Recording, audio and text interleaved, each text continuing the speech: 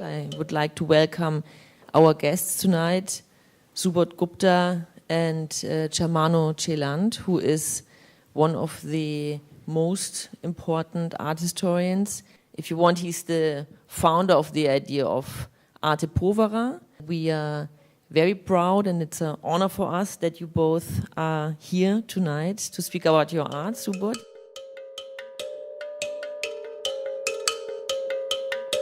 We always improvise, Gupta and myself, so that's the best way of get stimulation and ideas. There is a context in this museum. There is an history of museum. There is a history of space. And in my experience working with you always, we try, what I can say, to dance with the space. In this museum, I must say that they're taking more effort to make each work to realizing in a very different way, or be able to succeed in that. When we were looking the space, and that time we were deciding with both of you how we're going to do it, where we're going to put the works. And for particular work, we already decided the particular room before. The way is both works is put in the space is perfectly right. And I was a little surprised as well, the way the neatness of the work when they have to put the steel structure to lift the boat. And it was not possible many places. Including the clay work, I would like to talk about a little bit. The clay piece also, when Anna, we was corresponding together, and then I don't know where she found this clay people, and that was excellent. Working with you, Germano, in Delhi, I remember so minutely. Also, I learned basically many things from you.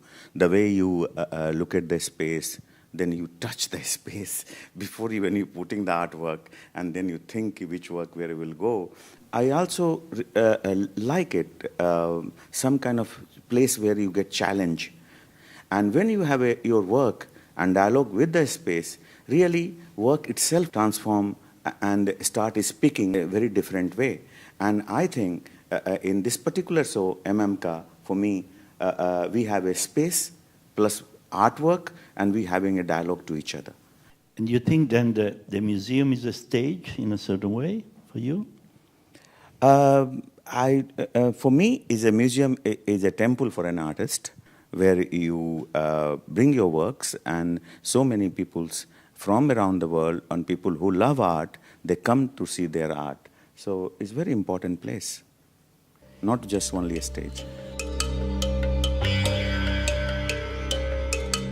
There's a big discussion about reconstructing, what means for a museum, or what means for an artist to reconstruct a piece that is gone, disappeared.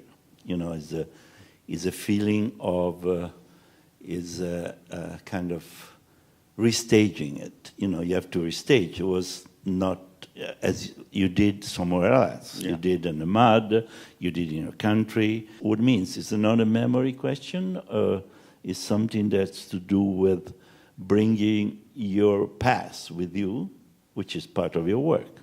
I do believe I can reconstruct my work, and I enjoy it. I like to adopt sometime in the different atmosphere, same kind of contest.